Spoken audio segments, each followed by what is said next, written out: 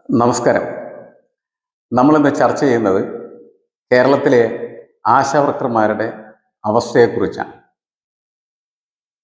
കഴിഞ്ഞ ദിവസമാണ് സെക്രട്ടേറിയറ്റ് മുന്നിൽ അവർക്ക് നൽകി വരുന്നതായിട്ടുള്ള ഓണറേറിയം കുടിശ്ശിക തീർത്ത് നൽകണം എന്നാവശ്യപ്പെട്ട് അവർ സമരം ആരംഭിച്ചു. അത് മാത്രമല്ല, അവരുടെ കുടുംബാവസ്ഥ പരിതാപകരമാണ് എന്നും അതുകൊണ്ട് ഓണറേറിയം വർദ്ധിപ്പിക്കണം എന്നുമാണ് അവരാവശ്യപ്പെട്ടത്. അവർ രാപ്പകൽ സമരം തുടരുകയാണ്. സെക്രട്ടേറിയറ്റിന് മുന്നിൽ ഏതാണ്ട് കേരളത്തിലെ വിവിധ ഭാഗങ്ങളിൽ എത്തിച്ചേർന്ന 5000-ലധികം ആശാ വർക്കർമാർ സമരത്തിലാണ്. ആ സമരത്തിനോട് ഗവൺമെന്റിന്റെ സമീപനം എന്താണ് എന്ന് പരിശോധിച്ചാൽ ഈ സർക്കാരിൻ്റെ ക്ലാസ് ക്യാരക്ടർ, വർഗ സ്വഭാവം എന്താണ് എന്ന് നമുക്ക് മനസ്സിലാക്കാനായിട്ട് കഴിയും. കേരളത്തിലെ ഏറ്റവും ദരിദ്രമായ ജനവിഭാഗമാണ് ആശാവർക്കർമാരായിട്ട് ജോലി ചെയ്യുന്നത്. ആശാവർക്കർമാരും തൊഴിലുറപ്പ് പദ്ധതിയിൽ ജോലി ചെയ്യുന്നവരുമൊക്കെ നമ്മുടെ സമൂഹത്തിലെ ഏറ്റവും താഴെത്തട്ടിലുള്ള പാർശ്വവൽക്കരിതരായിട്ടുള്ള മനുഷ്യരാണ്. ഇപ്പോൾ CPM എന്ന് പറയുന്ന ഒരു പാർട്ടിയാണ് കേരളം ഭരിക്കുന്നത്. പാർട്ടിയുടെ കാഴ്ചപ്പാട് എന്ന് പറയുന്നത് അധസ്ഥിതർക്ക്, പാർശ്വവൽക്കൃതർക്ക്, തൊഴിലാളികൾക്ക് ഒക്കെ അത്താണിയും ആശ്രയമായിരിക്കുന്ന പാർട്ടി എന്നതാണ് അതിൻ്റെ മുദ്രാവാക്യം. പക്ഷേ ഈ സമീപകാല സംഭവങ്ങൾ പരിശോധിച്ചാൽ ആ സർക്കാർ ഒരു കാരണവശാലും സാധാരണക്കാരെ സഹായിക്കുന്ന സർക്കാരല്ല എന്നാണ് നമ്മൾ മനസ്സിലാക്കുന്നത്. ഒരു കുടുംബത്തിന് ഒരു മാസം 7000 രൂപ ലഭിക്കുക എന്ന് പറഞ്ഞാൽ അവരുടെ പട്ടിണി പോലും മാറ്റാനായിട്ട് ആ പൈസ തികയില്ലെന്നുള്ളത് നമുക്കറിയാം. ആ ഓണറേറിയമാണ് നിരന്തരമായിട്ട് കുടിശ്ശിക വരുത്തിക്കൊണ്ടിരിക്കുന്നത്. അപ്പോഴാണ് ധനമന്ത്രി പറയുന്നത് ഇത് രാഷ്ട്രീയ പ്രേരിതം. രാഷ്ട്രീയ പ്രേരിതമല്ല, ഇതവരുടെ ജീവൽ പ്രശ്നമാണ്. അത് ജീവിത സമരമാണ്. സമരത്തിൻ്റെ വഴികളിലൂടെ നടന്നു വന്ന, സമരത്തിൻ്റെ കനൽ വഴികൾ താണ്ടിയെത്തിയ പാർട്ടിയാണ് ഇപ്പോൾ ഭരിക്കുന്നത്.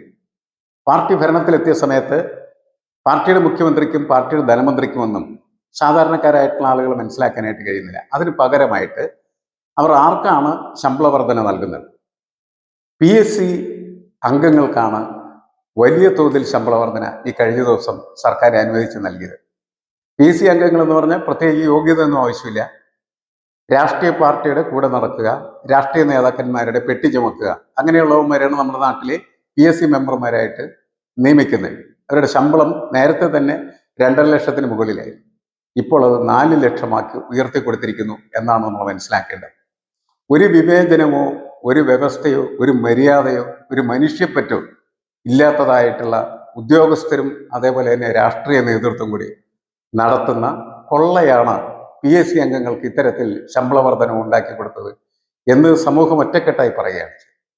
അപ്പോൾ നമ്മൾ കരുതുമ്പോൾ അവർക്ക് മാത്രമാണ് അത് കൂട്ടിക്കൊടുത്തത്. അവർക്ക് മാത്രമല്ല കൂട്ടിക്കൊടുത്തത്. സർക്കാർ ഗവൺമെന്റ് പ്ലീഡർമാർ എന്ന് പറയുന്നത്, സർക്കാർ പ്ലീഡർമാർ എന്ന് വേണമെങ്കിൽ നമുക്ക് പറയാം. ഇപ്പൊ ഗവൺമെന്റ് പ്ലീഡർമാരുടെ ശമ്പളവും 30,000-ലധികമാണ് വർദ്ധിപ്പിച്ചു കൊടുത്തത്. എന്താണ് ഇവരെല്ലാം ചെയ്യുന്നത്? ആരാണ് ഈ ഗവൺമെന്റ് പ്ലീഡർമാർ എന്ന് പറയുന്നത്? വക്കീൽമാർ എന്ന നിലക്ക് പ്രൊഫഷന്റെ ഭാഗമായി പ്രവർത്തിക്കുന്ന ഇവർക്ക് സ്വന്തമായിട്ട് കേസ് വാദിച്ച് ജയിക്കാനായിട്ടൊരു കഴിയുമില്ലാത്തവരെ പാർട്ടിയുടെ തണലിൽ പാർട്ടിയുടെ പെട്ടിയെടുത്ത് ജീവിക്കുന്ന ഈ വക്കീൽമാരുടെ ശമ്പളമാണ് രണ്ടാമത് വർദ്ധിപ്പിച്ചു കൊടുത്തിരിക്കുന്നത്. അങ്ങനെ നിരവധി മേഖലകളിൽ ശമ്പള വർധനം നടപ്പാക്കിക്കൊണ്ടിരിക്കുമ്പോൾ യാതൊരു പരിഗണനയും സാധാരണക്കാരനായിട്ടുള്ള മനുഷ്യന് കൊടുക്കുന്നില്ല. ഏറ്റവും ദരിദ്രമായിട്ട് ജീവിക്കുന്നവർക്ക് കൊടുക്കുന്നില്ല. കോവിഡ് കാലത്തും അതേപോലെ തന്നെ മറ്റുള്ള കാലങ്ങളിലും നമ്മുടെ കേരളത്തിൻ്റെ ആരോഗ്യ പരിസ്ഥിതി എന്ന് പറയുന്നത് മഹത്തരമായിട്ട് മാറിത്തീരുന്നത് ആശാ വർക്കർമാരെ കൊണ്ടാണ്. നിരന്തരമായിട്ട് ഏതാണ്ട് 24 മണിക്കൂർ നീണ്ടു നിൽക്കുന്ന തരത്തിലുള്ള ആരോഗ്യ പ്രവർത്തനമാണ് അവർ നടത്തിക്കൊണ്ടിരിക്കുന്നത്. എല്ലാ വീടുകളിലും ചെല്ലുകയും എല്ലാ വീടുകളിലെയും ബുദ്ധിമുട്ടുകളും കഷ്ടപ്പാടുകളും മനസ്സിലാക്കുകയും അവർക്ക് അതിന് പരിഹാരം നിർദ്ദേശിക്കുകയും അവരുടെ രോഗാവസ്ഥയിൽ അവർക്കൊപ്പം നിൽക്കുകയും ചെയ്യുന്ന ഈ ആശാ വർക്കർമാർ എന്ന് പറയുന്നത് കേരളത്തിൻ്റെ ആരോഗ്യ നിലയെ മെച്ചപ്പെടുത്തുകയായിട്ട് മാറ്റുന്നു എന്നുള്ള കാര്യം തർക്കമില്ല. കോവിഡ് കാലത്ത് സാധാരണക്കാരൻ്റെ കുടുംബങ്ങളുടെ ഒരു കാവലാളായി മാറിയ ആളുകളായിരുന്നു. അവർക്ക് ഭക്ഷണം എത്തിച്ചു കൊടുക്കുക, ഭക്ഷ്യക്കിറ്റുകൾ എത്തിക്കുക, ഇതെല്ലാം ചെയ്തിരുന്നത് ആശാ വർക്കർമാരാണ്. അപ്പോൾ സമൂഹത്തിൻ്റെ താങ്ങും തണലുമായിട്ട് പ്രവർത്തിക്കുന്ന ഇവർക്ക് ഓണറേറിയം വർദ്ധിപ്പിച്ച് നൽകിയാൽ അത് മഹത്തരമായൊരു കാര്യമായിരിക്കും. അതിന് പകരം കള്ളന്മാരായിട്ടുള്ള PSC മെമ്പർമാർക്ക് അവർ ശമ്പളം വർദ്ധിപ്പിച്ചു കൊടുക്കുന്നത് എന്തുകൊണ്ട് എന്ന് പറയുന്ന ചോദ്യം ഉയരുന്നുണ്ട്. എന്താണ് അതിൻ്റെ പ്രധാനപ്പെട്ട കാരണം? ഒറ്റ കാരണമേ ഉള്ളൂ. അത് കുറച്ച് നാളുകൾക്ക് മുമ്പാണ് നമ്മൾ അറിഞ്ഞത്. ഒരു PSC മെമ്പർ ആവാനായിട്ടുള്ള കൈക്കൂലി കോഴ എത്രയാണ്? 1,00,00,000 രൂപയാണെന്നാണ്. 1,00,00,000 രൂപ കൊടുത്താൽ നിങ്ങൾക്ക് PSC മെമ്പർ ആവാം. കുറച്ചും കൂടി കാശ് കൂടുതൽ കൊടുത്താൽ PSCയുടെ ചെയർമാനുമാകാം. അപ്പം അങ്ങനെ കാശ് കൊടുത്ത് ഒരു ഒരു എന്താണ് സർക്കാർ ഓഫീസിൽ കയറുന്ന ഇവരുടെ ശമ്പളം ഇങ്ങനെ അടിക്കടിക്ക് വർദ്ധിപ്പിക്കുന്നത്, ആ വർദ്ധിപ്പിക്കുന്ന ശമ്പളത്തിൽ നിന്ന് ഈ മന്ത്രിമാർക്കും അതേപോലെ തന്നെ രാഷ്ട്രീയ നേതാക്കൾക്കും പങ്ക് കിട്ടും എന്നുള്ളതിൻ്റെ പേര്. മറ്റൊരു കഥാപാത്രം ഉണ്ടല്ല, പ്രൊഫസർ KV തോമസ് എന്ന് പറയുന്നത്. തിരുതത്തോമ എന്നാണ് ഇദ്ദേഹത്തെ കൊച്ചിക്കാർ മുഴുവൻ വിളിച്ചിരുന്നത്. കാരണം ഇദ്ദേഹം കേന്ദ്രത്തിൽ മന്ത്രിയായിരുന്ന സമയത്ത് അദ്ദേഹത്തിന്റെ കാര്യസാധ്യത്തിന് വേണ്ടി പോകുമ്പോൾ അദ്ദേഹം കൊച്ചിയിൽ നിന്ന് ഏറ്റവും മികച്ച തിരുതയുമായിട്ടാണ് ഡൽഹിയിലെത്തിയിരുന്നത്. അവിടെ സോണിയാഗാന്ധി അതേപോലെ പ്രഗത്ഭരായിട്ടുള്ള കോൺഗ്രസിന്റെ നേതാക്കൾക്കൊക്കെ ഇത് സമ്മാനിച്ചാണ് അദ്ദേഹം ഓരോ സ്ഥാനമാനങ്ങൾ നേടിയിരുന്നത്. അത് കഴിഞ്ഞ് കോൺഗ്രസ് അദ്ദേഹത്തെ ഉപേക്ഷിച്ച സമയത്ത് അദ്ദേഹം നേരെ CPM-ലേക്ക് ചേക്കേറി. CPM ഇപ്പോൾ അദ്ദേഹത്തിന് നൽകിയിരിക്കുന്ന വർധനവ് നമ്മളെ അമ്പരപ്പിക്കുന്ന 11 ലക്ഷത്തിലധികം രൂപയായിട്ട് അദ്ദേഹത്തിന്റെ യാത്രാപ്പടി ഉയർത്തിയിരിക്കുന്നു. കഴിഞ്ഞ വർഷം നമ്മൾ ഇതിനെക്കുറിച്ച് സംസാരിച്ചിരുന്നതാണ്.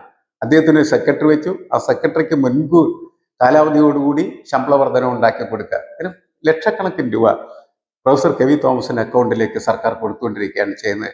KV തോമസിന്റെ ആർത്തി അസഹനീയമാണ്. സമൂഹത്തെ സംബന്ധിച്ചിടത്തോളം ഇത്തരത്തിലുള്ള വൃത്തികെട്ട മനുഷ്യർ ഇങ്ങനെ സർക്കാരിന്റെ പണം കഫമായിട്ട് അടിച്ചുകൊണ്ടിരിക്കുന്ന സമയത്താണ് ദാരിദ്ര്യത്തിലും അതിൻ്റെ ഏറ്റവും അടിസ്ഥാനപരമായിട്ടുള്ള അവസ്ഥയിലും ദുരിതം പേറി ജീവിക്കുന്നതായിട്ടുള്ള മനുഷ്യരെ എന്തെങ്കിലും ഞങ്ങൾക്ക് തന്ന് ഞങ്ങളുടെ കുടുംബത്തെ രക്ഷിക്കുക എന്ന് പറഞ്ഞിട്ട് സെക്രട്ടേറിയറ്റ് മുന്നിൽ സമരം ചെയ്തുകൊണ്ടിരിക്കുന്നത്.